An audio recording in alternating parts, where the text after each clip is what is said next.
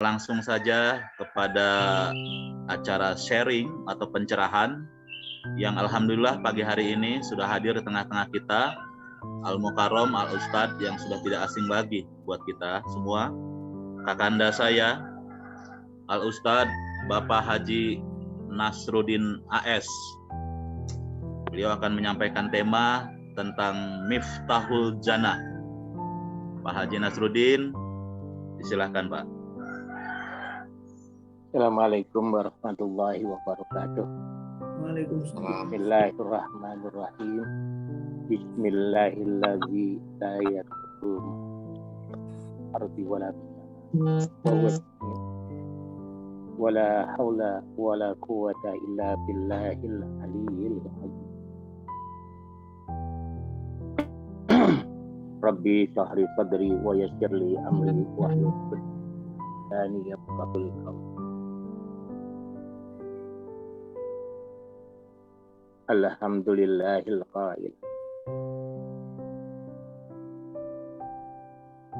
Qul huwallahu ahad, Allahus samad. Lam yalid wa lam yulad wa lam yakul lahu kufuwan. Ikhwanul kiram, jamaah majelis taklim fastabiqul khairat yang dirahmati oleh Allah Subhanahu wa taala. Terlebih dahulu saya mengucapkan selamat kepada Ibu Nidia Rusdan dan Bapak Abdul Razak yang telah mendidik anaknya Nisa Afilah, yang alhamdulillah kita dengar suaranya pagi ini menyejukkan hati kita, yang insya Allah akan ada Nisa Afilah lain dari keluarga besar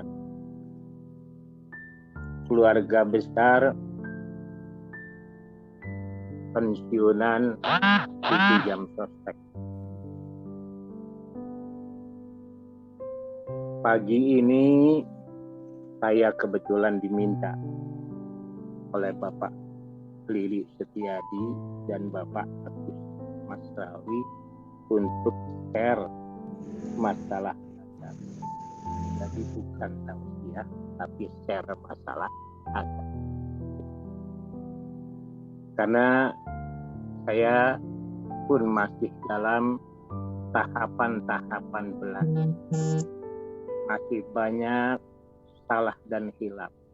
Dari itu kalaupun nanti materi yang saya sampaikan masih ada kekurangan di sana sini, mohon dibukakan pintu maaf yang sebesar. Judul materi pada pagi hari ini cukup pendek, hanya 2 variabel, Miftahul Jannah. Artinya kunci surga. Terinspirasi daripada hadisnya Rasulullah Sallallahu Alaihi Wasallam, kullu ummati yadkhulunal jannah illa man aba. Qala sahabat, wa may ya'ba ya Rasulullah? Qala Rasulullah, man ata'ani dakhalal jannah wa man ata'ani faqad aba. Rasulullah mengatakan bahwa seluruh umat Islam, seluruh umat Nabi Muhammad akan masuk ke dalam surga, kecuali yang enggak mau. Sahabat nanya, ya Rasulullah, siapa orang yang tidak mau masuk surga? Rasulullah mengatakan, siapa orang yang taat kepadaku, dia masuk ke dalam surga. Wa man asani dakhalan nar. Tapi orang yang maksiat, orang yang ingkar terhadap perintah-perintah Allah dan Rasulnya, dia itu yang menjadi penghuni neraka. Na'udzubillah min dzalik. Ikhwanul kiram, Miftahul Jannah, 2 kata, kunci dan surga. Saya ambil kata-kata miftah ini karena cuma satu yang bisa memasukkan kita ke dalam surga. yaitu miftah, kuncinya. Likulli syai'in miftah wa miftahul jannah la ilaha illallah. Semuanya banyak kunci, tapi kunci yang paling penting untuk masuk ke dalam surga adalah kalimat la ilaha illallah. Inilah yang kita bahas. Untuk jalan menuju surga banyak sekali jalannya. Apakah dengan jalan itu bisa masuk ke dalam surganya Allah? Belum tentu, kecuali kita memegang kuncinya surga. Jalan banyak. Kita punya anak yang salihah seperti Nisa Akila, itu menuntun orang tua masuk ke dalam surga. Kita beramal soleh sebagaimana surah Al-Kahfi yang dibacakan, innalladzina amanu wa amilus solihati kana lahum jannatul firdausi nuzula. Orang yang beramal soleh akan Allah siapkan surga tempat. Amal soleh ini adalah salah satu jalan untuk menuju masuk surga. Apalagi banyak birrul walidai. Kita punya orang tua, kemudian kita berbakti, maka kita akan dijaminkan untuk masuk ke dalam surga. Kita pagi hari ini berniatan untuk melaksanakan menuntut ilmu di dalam majelis taklim Fastabiqul Khairat. Ini salah satu jalan menuju surga. Karena kata Rasulullah, man salaka tariqan yaltamisu bihi ilman sahlallahu bihi tariqan ilal jannah. Siapa orang yang berjalan menuju menuntut ilmu, maka Allah akan mudahkan baginya jalan ke surga. Ini jalan ke surga banyak. Bahkan di dalam hadis lain mengatakan, Ibnu Mas'ud pernah mendengar Rasulullah mengatakan, ala jannatu mustaqatun ala arba'ati nafarin. Surga itu rindu kepada 4 golongan. Pertama, talil Quran. Orang yang suka membaca Al-Quran. Alhamdulillah nih, keluarga besar pensiunan jam sostek yang tergabung dalam taklim Fastabiqul Khairat termasuk orang yang rajin baca Al-Quran. Ada grupnya, grup Al-Quran yang setiap minggu khatam. Yang kedua adalah orang mut'imil ji'an, memberi nafkah, memberi makan kepada fakir miskin. Ini juga salah satu jalan masuknya kita ke dalam. Alhamdulillah, saudara kita Bapak Haris Mansur itu mengkoordinir untuk memberikan makan kepada fakir miskin kurang lebih ratusan, dan juga keluarga besar PT Jam Sostek khususnya pensiunan itu banyak sekali yang ikut partisipasi memberikan makan para fakir miskin. Mudah-mudahan ini adalah jalan untuk kita masuk ke dalam surga. Yang ketiga, kita saum Ramadan. Alhamdulillah, gak ada yang ketinggalan kecuali dalam keadaan terhalang. Ya, para pensiunan, alhamdulillah nih, ibu-ibunya biasanya suka ninggalin 1 minggu puasa Ramadan, kemudian dibayarnya lupa atau tidak, wallahu a'lam. Tapi setelah masuk 50 tahun usianya, biasanya udah nggak ada lagi nggak ada lagi menstruasi, nggak ada lagi balik, semuanya terus harus dilaksanakan. Yang keempat, yang jalan menuju surga juga adalah shadaqatun jariyah.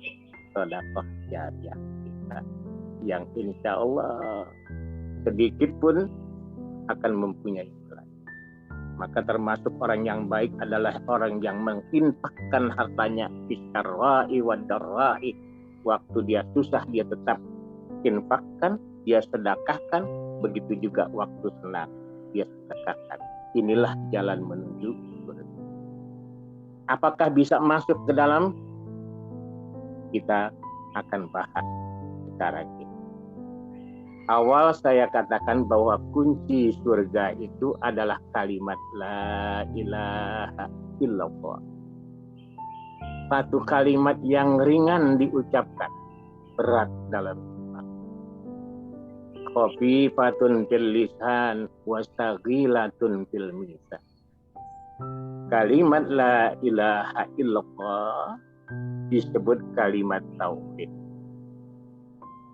Kalimat tauhid artinya kalimat yang kita ikrarkan dengan lidah kita, kita benarkan dalam hati kita, kita laksanakan dengan amaliyah. Pak Lilis Tiadi, Ustadz Lilis sudah membahasnya di dalam kitabnya. Karena menyangkut masalah ilahiyah, masalah tauhid ini, iqraru bil lisan wa tasdiqu bil jinan wa af'alu bil arkan. Ada 3 hal. Yang pertama kita ucapkan Allah betul-betul dengan lisan kita. La ilaha illallah. Benarkan dalam hati kita, la ma'budun illa iyyah. Tidak ada yang kita sembah kecuali hanya Allah yang Maha. Af'alu bil arkan. Kemudian laksanakan apa yang kita ucapkan itu dengan kekuatan yang ada pada diri kita. Dengan jasmani kita sholat. Dengan zakat infak kita, dengan harta kita. Ini salah satu daripada melaksanakan la ilaha illallah Muhammadur Rasulullah. Ulama-ulama kita dengan melalui satu kalimat la ilaha illallah menyusun banyak kitab. Ada kitab namanya Usuluddin, dasar-dasar agama yang diambil dari kalimat la ilaha illallah. Ada ilmu kalam yang diambil juga dari kalimat ini. Ilmu tauhid juga diambil dari kalimat ini. Tauhid artinya mengesahkan, wahada yuwahidu tauhidan. Tidak ada Tuhan yang lain kecuali Allah Subhanahu wa ta'ala. Mempelajari ilmu tauhid ini adalah fardu ain, wajib semua umat Islam mempelajari ilmu tauhid ini. Dikhawatirkan kalau kita tidak mempelajari ini akan terjadi kemusyrikan. Kita tidak tahu perbuatan kita itu nyatanya musyrik. Satu contoh saja, kita makan obat kadang-kadang terlalu percaya diri. Oh, kalau saya pusing-pusing, saya cukup makan bodrat. Baik, langsung. Berimannya kepada siapa? Pada obat. Itu musyrik. Kita nggak tahu kalau perbuatan kita ternyata musyrik. Kenapa? Karena kita nggak belajar ilmu tauhid. Kalau kita belajar, maka kita akan tahu bahwa penyakit semuanya dari Allah. Yang menyembuhkan juga Allah Subhanahu wa ta'ala. Corona ini makhluk Allah. Khalqun min khalqillah. Corona ini termasuk makhluk dari sebagian makhluk Allah. Wa ma asabathum musibah illa biiznillah. Tidak ada seorang pun yang tertimpa musibah, tertimpa corona kecuali dengan izin Allah. Makanya kita kembalikan semuanya kepada Allah. Pak Hadis bin Ni'mah, saya cerita sedikit. Saya 2 minggu kena corona. Ini penyakit sebenarnya saya sudah berusaha menghindari untuk kumpul-kumpul bareng. Saya usaha. Namun ternyata kena juga. Karena saya yakin bahwa penyakit ini datangnya dari Allah. Allah yang menyembuhkan. Kebetulan saya siapkan di rumah air Zam-Zam. Dengan Bismillahirrahmanirrahim, dengan keberkahan air Zam-Zam ini, ya Allah, sembuhkan penyakit saya.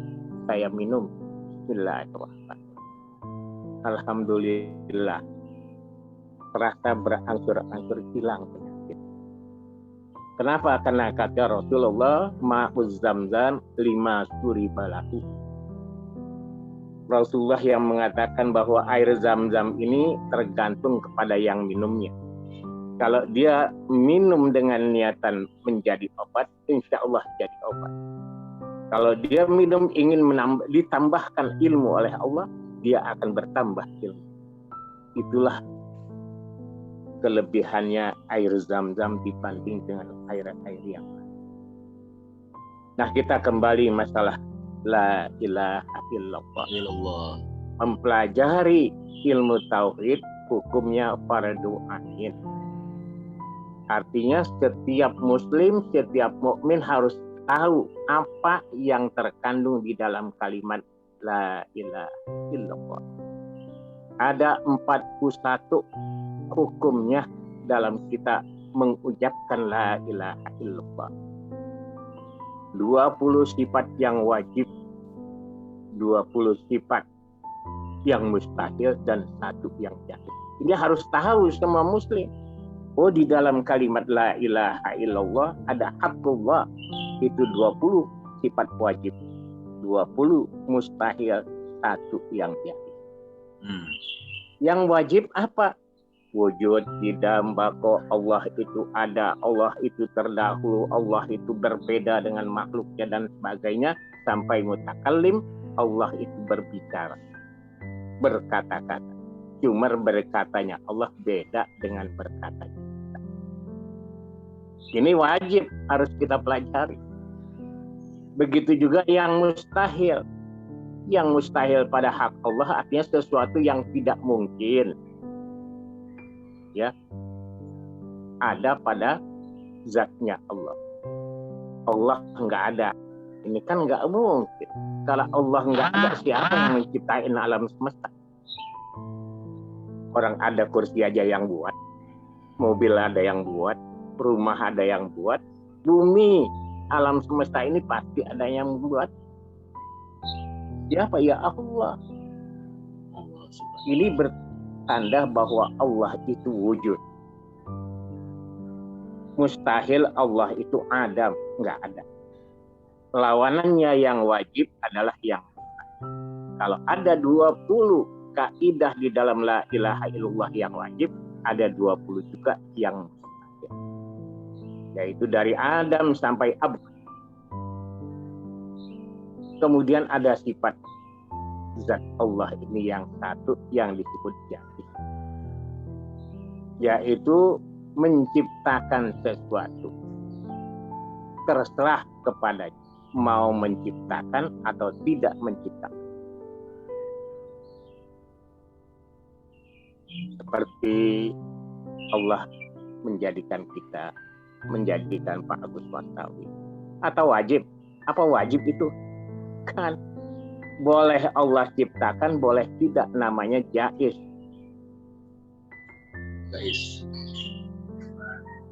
Nah, 3 hal ini harus diketahui oleh kita sebagai muslim mukmin, bahwa ada yang wajib, ada yang mustahil pada hak Allah, ada yang jaiz.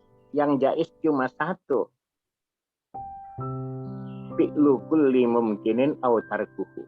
Menjadikan sesuatu atau menidakkannya. Itu terserah kepada Allah. Nah, inilah kalau kita betul-betul mempelajari ilmu tauhid, insya Allah seluruh amaliyah kita akan diterima oleh Allah Subhanahu wa Ta'ala. Ya Allah, amin. Kalimat la ilaha illallah kemudian dipresentasikan ke dalam suratul Ikhlas. Pendek surahnya. Yang namanya Qul huwallahu ahad, Allahu samad, lam yalid walam yulad walam yakul lahu kufuwan ahad. Cuma 3 ayat. Ini merupakan representasi daripada kalimat la ilaha illallah. Qul, katakanlah hai Muhammad, Allahu Allah Esa. Tidak ada Tuhan yang lain kecuali Allah. Allah. Dalam kaidah, pada waktu kita mengatakan la ilaha illallah, terbersit dalam hati kita, la ma'budun illa iyyah. Tidak ada sesuatu yang patut disembah kecuali Allah semata. Qul huwallahu ahad itu membuktikan bahwa Allah betul-betul menyatakan Allah itu ahad, Allah itu esa. Dan kita sebagai umat Islam yang dibimbing oleh Rasulullah harus menyatakan betul Allah itu esa. Tidak ada Allah 2, tidak ada Allah 3. Lam yalid walam yulad. Allah nggak pernah beranak dan nggak pernah pula diberanak. Yang paling penting daripada suratul Fatihah ini, Allahus Samad. Sebagai manusia, kita bergantung harapan. Harapan ini kita gantungkan hanya kepada Allah Subhanahu wa Ta'ala. Tidak kepada lain-lain, tidak kepada atasan, tidak kepada orang tua, tidak kepada teman. Semuanya apapun yang kita inginkan, kita selalu minta kepada Allahus Samad, Allahus Samad, Allahus Samad. Insya Allah rahasia suratul Ikhlas ini sedemikian besarnya, sehingga kalau ada orang mengamalkan kalimat suratul Ikhlas ini, insya Allah apa yang menjadi natijahnya, apa yang menjadi tujuannya, apa yang menjadi cita-citanya, Allah kabulkan semua. Allah mudahkan segala urusan. Nah, Allahus Samad ini tempat bergantung segala sesuatu. Yang patut dan pantas kita memohon hanya kepada Allah. Makanya dikuatkan di dalam suratul Fatihah, iyyaka na'budu wa iyyaka nasta'in. Hanya kepadamu ya Allah aku menyembah, dan hanya kepadamu kamu aku mohon pertolongan. Ikhwanul kiram, suratul Ikhlas ini menjadi surah yang betul-betul mempunyai nilai tinggi. Banyak khasiatnya di dalam kita mengamalkan suratul Ikhlas. Karena ini adalah pengejawantahan daripada kalimat la ilaha illallah. Kalimat yang satu-satunya kalimat yang paling mudah kita ucapkan. Dalam posisi dan kondisi apapun, kalimat ini paling mudah diucapkan. Karena kalimat la ilaha illallah tidak memerlukan bibir yang bergerak-bergerak. Makanya akhir kalam daripada manusia. Kalau sanggup mengucapkan la ilaha illallah, dakhala jannah. Kama qala Rasulullah sallallahu alaihi wasallam. Coba iseng-iseng kita, wajah kita taruh depan cermin. Kita baca la ilaha illallah, bibir ikut bergerak. Kalau kita ngomong yang lain, Bismillahirrahmanirrahim, bibir ikut bergerak. A'udzubillahi minasyaitonirrajim, ikut bergerak.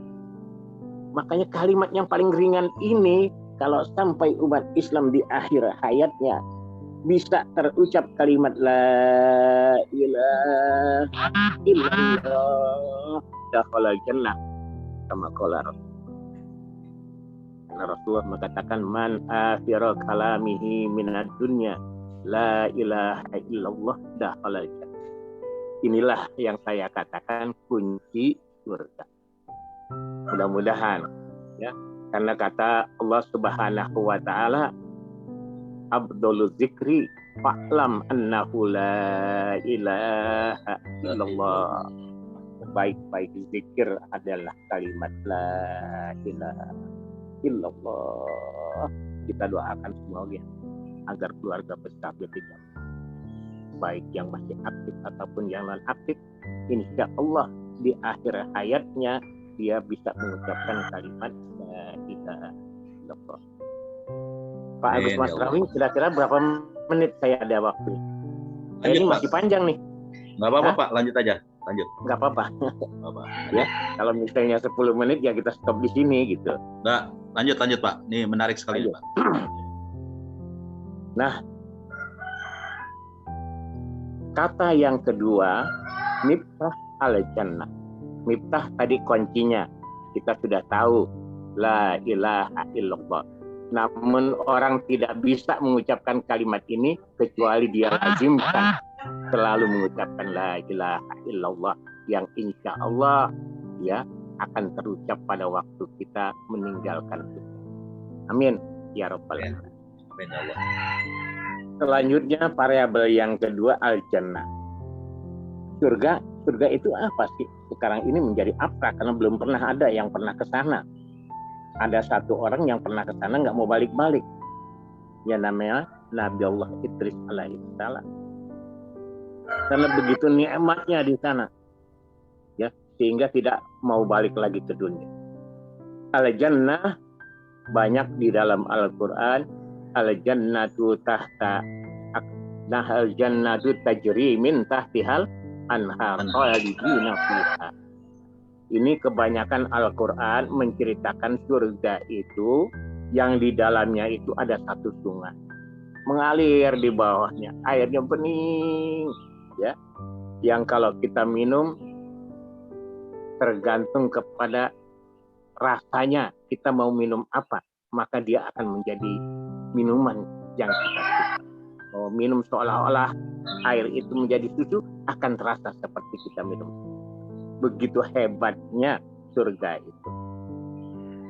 Makanya pada waktu Rasulullah Shallallahu Alaihi Wasallam diundang oleh Allah Subhanahu Wa Taala untuk menyaksikan kebesarannya melalui Mi'raj.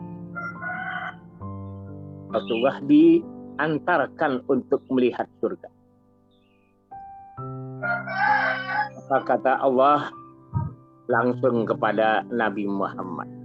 Ya Muhammad, a'adattu li ibadika salihina ma la ainun ra'at wala uzunun sami'at wala khatara min qalbin bashar. Ya Muhammad, aku ciptakan surga untuk hamba-hambamu yang soleh. Surga itu sesuatu yang belum pernah dilihat oleh mata kepala hamba. Selama di dunia belum pernah keindahannya itu terlihat oleh mata kita. Kalau Pak Agus Masrawi pernah ke New Zealand melihat pemandangan yang begitu indah, ya, ngarai yang begitu indah, itu belum seberapa dibandingkan dengan surganya Allah. Malah ainun ra'at, yang belum pernah matanya di dunia itu melihat keindahan itu. Masya Allah, bukan main. Ya. Kalau Pak Agus Masrawi ngelihat ada wanita cantik,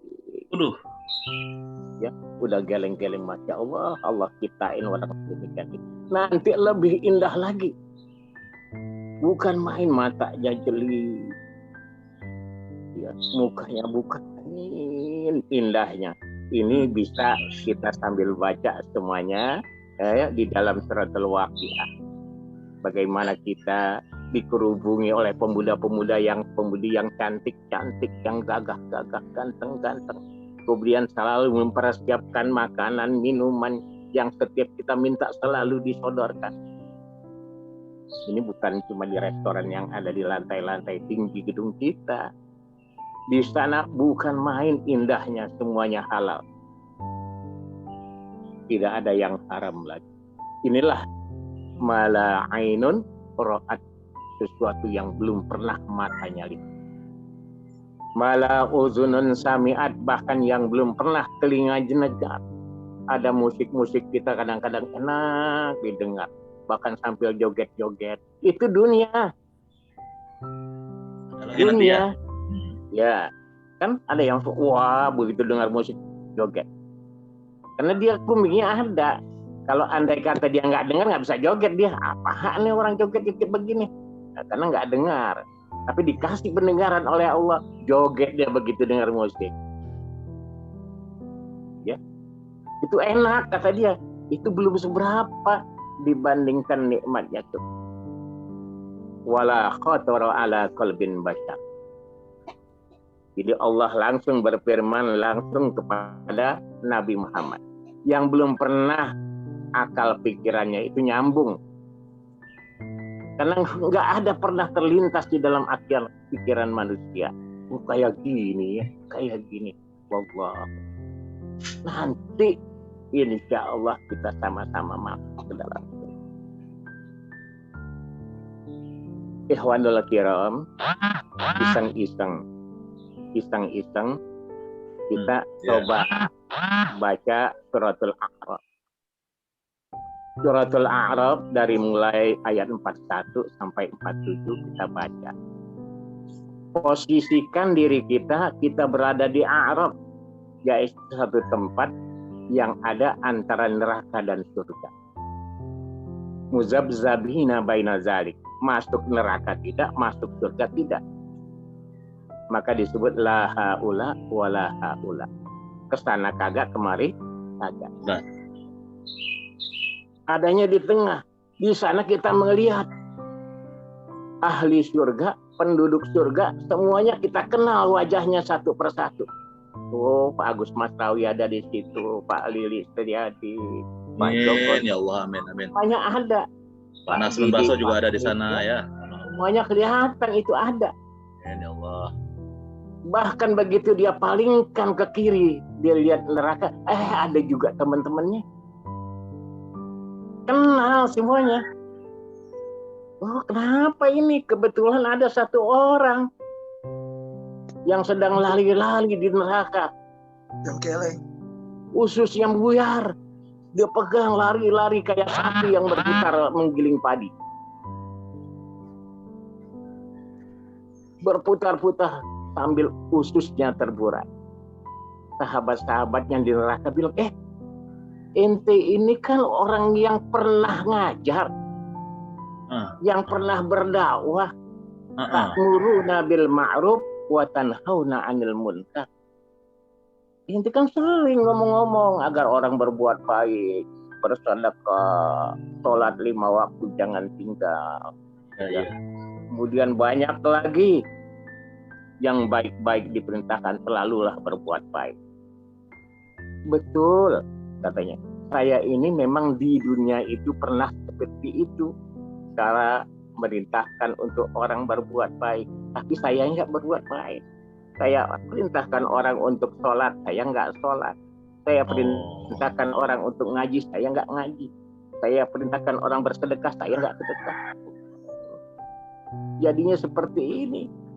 Saya melarang orang berbuat munkar, saya sendiri buat munkar. Tiap malam Jumat orang ada di masjid, dia cium pijit. Berbeda tempatnya, tempat maksiat, tempat ibadah.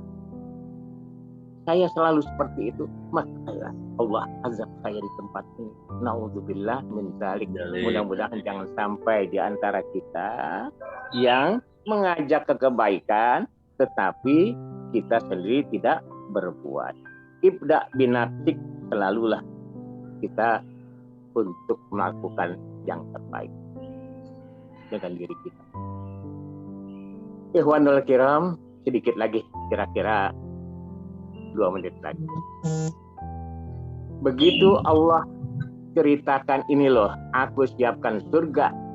Kita kembali kepada hadis qudsi, a'adattu li ibadiyas salihina ma la 'ainun ra'at wa la uzunun sami'at wa la khatara 'ala qalbi bashar. Ini aku siapkan, sesuatu yang belum pernah matanya melihat, yang belum pernah telinganya mendengar, yang belum pernah terlintas dalam akal. Sampai di dalam surga, Allah perintahkan, ya jannah kul, surga, karena surga ini termasuk makhluk Allah. Diperintahkan bicara. Apa kata surga? Inni haramun alal kibriyai wal munafiki wal murai.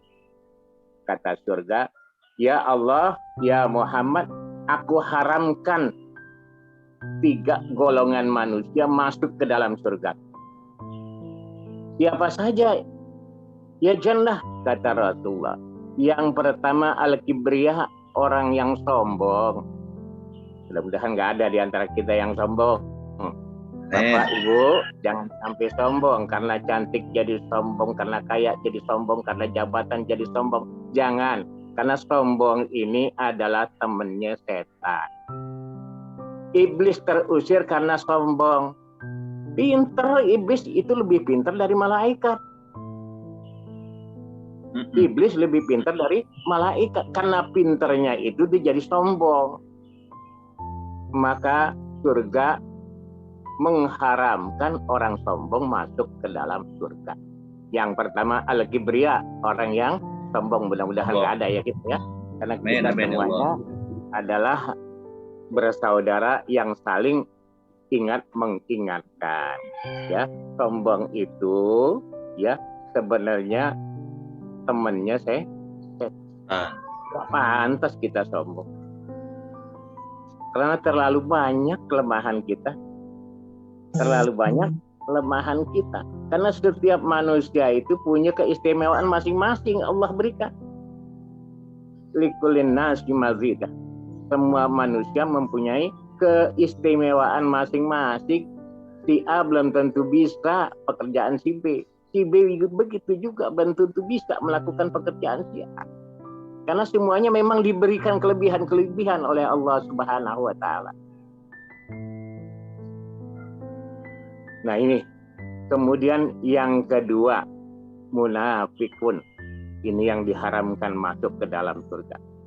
Makanya pantas kalau para munafik ini tempatnya itu di neraka yang paling bawah yang namanya neraka hawiyah. Surga mengharamkan. Siapa sih orang munafik? Orang munafik sebenarnya bukan Islam. Karena dia benci Islam. Orang munafik bukan Islam. Dia benci Islam. Dia adalah musuh dalam selimut. Kemarin sudah dibahas. Ustaz Lili.